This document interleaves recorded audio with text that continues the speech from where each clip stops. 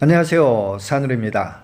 여러분들로부터 많은 질문을 받게 되는 가족과 타인 간의 현금 거래 중에서 까짓것 남들이 보는 것도 아니고 단 둘이서 살짝 주고받는데 국세청에서 어떻게 알아차리겠어 이렇게 주고받는 현금 거래도 종종 뉴스를 접하다 보면 국세청 세무조사나 수사기관의 범죄 수사에서 돈다발이 적발되어 세금을 추징당한다거나 처벌을 받게 되는 경우를 보게 됩니다.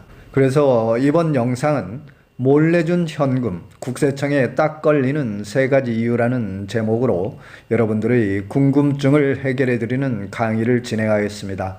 끝까지 잘 시청을 해보시고 많은 참고와 도움이 되시면 감사하겠습니다. 제가 현직에 있을 때 세무조사 과정 중에서 계좌 추적을 하다 보면 통장에 온라인 입출금은 상대의 송금자와 송금 받는 자가 나타나기 때문에 누구의 돈이 어떻게 흘러갔는지, 또 수표 같은 경우는 수표 발행기관이나 뒷면의 이서 내용을 보게 되면 어떤 자금인지 성격을 특정할 수 있겠지만 갑자기 현금으로 인출되거나 입금되게 되면 그때부터는 누구 돈이 입출금이 되었는지 또 행방이 묘연해지기 때문에 난감해지기 일쑤인데요. 그래도 최대한 국세청 직원들은 가족과 주변 이해 당사자들 간 금융거래 내역의 연관성을 유추해가면서 퍼즐을 맞추듯이 하나씩 찾아내기도 합니다. 그렇지만 대부분은 10중 8구는 현금 거래가 되면 꼬리가 잘라지는 상황이 되기 때문에 사실상 못 찾는 경우가 대부분이겠습니다. 몰래 거래한 현금 거래가 국세청에 추후 발견이 되어 과세되는 3가지 이유를 살펴보겠습니다. 첫 번째는 현금 거래 사실이 객관적인 증거에 의해서 탈세가 명백하다고 인정이 된다거나, 두 번째는 재산 취득 자금의 증여 추정 규정에 의해서 그렇게 되겠습니다. 그리고 세 번째는 금융정보분석원의 고액 현금 입출금, 탈세나 범죄 수익 등 수상한 자금 거래 통보에 의해서 나중에 국세청에 세금이 추징될 수가 있겠습니다. 국세청의 추후에 발견되는 몇 가지 사례를 살펴보겠습니다. 당사자 간 현금 입출금 내역이 동일한 날짜 또는 동일한 금액인 경우, 두 번째는 거래 금융기관별 현금 띠지 묶음이 동일한 경우, 세 번째는 현금 전달자의 빗장이나 비망록, 메모지 등의 기록이 발견되는 경우, 탈세 제보나 CCTV, 카메라, 몰카 등의 영상 촬영물을 증거로 발견되는 경우가 되겠는데요. 자료 화면상에서 ATM 현금 인출기에서 현금을 출금하는 장면을 보고 계시는데요. 현금 인출기에서 직접 인출한 현금은 띠지가 따로 묶여 있지 않기 때문에 어떤 돈인지 돈의 출처를 분간할 수 없겠습니다만, 은행에서 인출한 현금 다발은 100장씩 띠지로 묶여 있기 때문에 그 띠지가 어느 은행에서 어떤 담당 직원의 날인이 찍혀 있는지, 현금은 100장씩 띠지로 저렇게 묶여 있는데요. 전에 민주당 노웅래 국회의원의 금품 수수 사건 조사에서 장롱 속에서 현금 뭉치가 발견된 사건이 있었는데요. 현금을 묶는 띠지에는 인출한 은행 담당 직원의 날짜와 도장이 정확히 찍혀 있기 때문에 그 띠지를 역추적하면 돈의 행방을 찾게 되는 것입니다. 따라서 여러분들께서도 고액 현금을 사용하는 경우에 무조건 안전할 거라고 믿는 것은 나중에 큰 후환이 닥칠 수도 있다는 사실을 간과해서는 안 되겠습니다. 그 날인 확인이 가능하다면 돈의 출처가 밝혀질 수도 있겠고요. 자금 전달자의 비밀 장부나 수기 등의 증거가 확인이 되고 전달된 금액이 일치한다면 더욱더 객관적인 증거로서의 효력을 가질 수도 있겠습니다. 자금 전달자의 현금 전달 내역이 메모장이나 빗장에 수기로 기록이 되어 있다거나 거래 당사자 간 동일한 현금 입출금 내역이 일치하는 경우에는 추후에 법원에서도 증거 능력을 인정받을 수 있기 때문에 당사자가 아무리 부인을 한다고 해도 현실적으로 과세를 피하기는 결코 용이하지 않겠습니다. 강의가 유익했다면 구독, 좋아요 부탁드리며 또한 세법에 대해서 궁금하신 사항은 카톡이나 댓글로 문의를 주시면 제가 시간이 될 때 친절히 답변을 해드리도록 하겠습니다. 또한 처음부터 나쁜 마음을 먹고 현금을 전달한 후에 몰카로 촬영을 해서 추후에 탈세 제보를 한다거나 수사기관에 고발하는 등 악용하는 사례가 종종 발견되고, 최근 대통령실에서도 김건희 여사의 디올백 수수 사건처럼 고의적으로 몰카를 사용하는 사례도 발견될 수 있기 때문에 여러분들께서는 더욱 주의하시는 게 좋겠습니다. 다음은 재산취득자금의 증여 추정 규정을 살펴보겠습니다. 상속증여세법 제45조에서 재산취득자금 등의 증여 추정 관계를 정의를 하고 있는데요. 세법 조항을 보게 되면 꽤 복잡하게 나열이 되어 있습니다.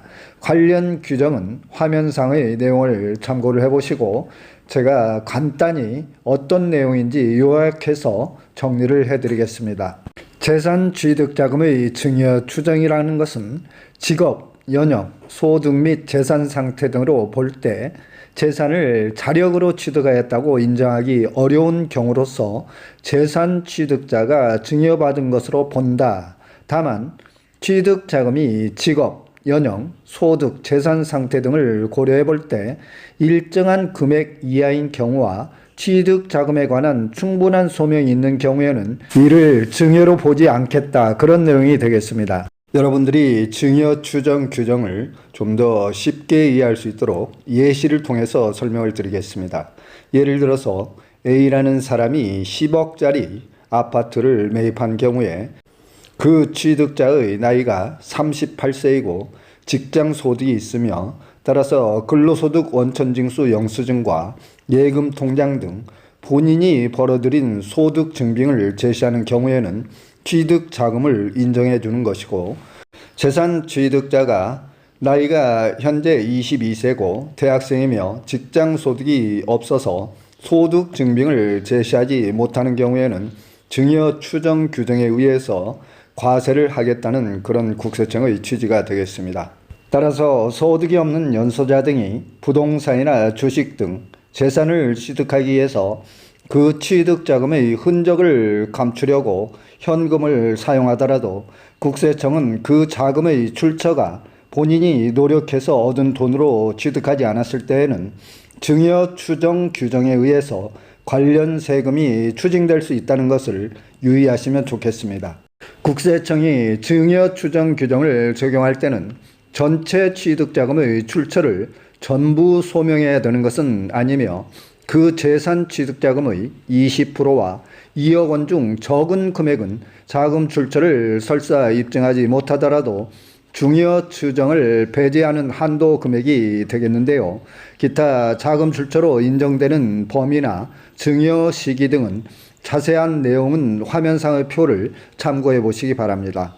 여러분들께서 종종 국세청이나 관할 세무서로부터 재산 취득자금에 대한 해명 자료 제출 요구서를 받게 되는데요. 그 이유는 여러분들이 증거를 제시한 취득 증빙 자료가 부족하다거나 증여 혐의점이 있다고 의심되는 때 통지를 하게 되는 것이며, 또 금융정보분석원으로부터 여러분들의 금융거래 내역이 고액 현금을 인출했다거나 거래가 수상하다고 생각이 되었을 때는 국세청으로 통보를 하게 되는데요. 국세청은 금융정보분석원으로부터 넘겨받은 자료를 세밀하게 검토를 한 후에 탈세 혐의가 있다고 판단이 될 때에는 여러분들에게 자금 출처 조사에 대한 해명 안내문을 발송하게 되겠습니다. 이렇게 국세청장으로부터 안내문을 받더라도 너무 당황해하지 마시고 그 내용이 어떤 내용이 문제가 되었는지 관련 증빙 등을 꼼꼼히 검토를 해보시고, 혼자 해결이 어렵다면 세무 전문가의 조력을 받아서 추후에 벌어질지도 모르는 세무조사에 잘 대처하시는 것이 현명한 방법이 되겠습니다. 다음은 여러분들께서 어떤 경우에 국세청의 조사 대상이 되는지, 조사 대상을 피하는 방법은 어떤 것들이 있는지 등을 살펴보고 강의를 마무리하겠습니다. 다음은 국세청의 자금 출처 조사 대상이 되는 사유를 살펴보겠습니다. 정부 정책 목적상 부동산 가격이 급등을 하거나 청약 경쟁 과열 현상이 나타날 때 투기 차단 목적으로 조사를 하는 경우가 있겠고요. 자금 조달 계획서 검토 결과 편법 탈세 혐의가 의심될 때 조사 대상이 될 수가 있겠습니다. 따라서 여러분들이 부동산 등을 구입할 때 자금 조달 계획서를 작성하는 경우에는 꼼꼼하게 검토를 하셔서 잘 작성을 하셔야 되겠습니다. 그리고 연소자나 대학생, 부녀자 등 소득 없는 자의 고액 부동산 취득행위, 탈세 제보나 차명계좌 제보에 의해서 세무조사가 진행되는 경우가 매우 많습니다. 따라서 여러분들께서는 평소에 나쁜 감정을 갖고 있거나 거래처의 불만 또는 회사 내부자들의 불만 등이 탈세 제보로 이어질 수 있기 때문에 평소에도 개인의 자금 거래에 대해서 중요한 사항은 가급적 기밀 유지를 잘 해주시는 게 좋겠습니다. 조사 후에 추징세액에 대해서는 일정 금액의 포상금을 지급하도록 되어 있습니다. 그리고 마지막으로 금융정보분석원의 고액 현금 거래 자료를 통해서 하루 현금 이출금이 1천만 원 이상은 국세청에 통보 대상이 되기 때문에 이상 고액 현금 거래가 발견되는 경우는 세무조사 대상이 될 수도 있겠고요. 특히 또 애완 거래 시 애완을 반출하거나 반입하는 경우에 해외에 자금을 은닉하는 행위 또는 탈세 혐의가 있는 경우도 세무조사 대상이 될 수 있겠습니다. 다음은 국세청의 조사 대상을 피하는 방법에 대해서 살펴보겠습니다. 첫째는 타인 명의의 금융계좌 이용, 타인 명의의 부동산 명의 신탁을 금지하시는 게 좋겠고요. 소득 없는 자의 고액 부동산, 주식, 예금 등을 취득하는 행위를 금지하시는 게 좋겠습니다. 그리고 자금 조달 계획서 작성 시에 사전에 치밀하고 꼼꼼하게 작성을 잘 하셔야 되겠고요. 증여세나 양도세 등 사전 신고 납부 의무를 이행을 하시는 게 좋겠고요. 금융기관, ATM 현금 인출기 등 고액 현금 입출금에 매우 유의를 하셔야 되겠습니다. 그리고 마지막으로 다주택자와 투기 과열 지역의 빈번한 단기 부동산 거래자는 특히 부동산 세무조사의 타깃이 될 수 있기 때문에 매우 유의를 하시는 게 좋겠습니다. 여러분들께서 지금 화면상에 보시는 표를 보더라도 자금 출처 조사를 하는 경우에 부동산 취득 과정 중에서 취득자금을 편법 증여를 받거나 관련 사업체 소득을 누락한 혐의로 세금을 추징당하는 경우가 부지기수고요.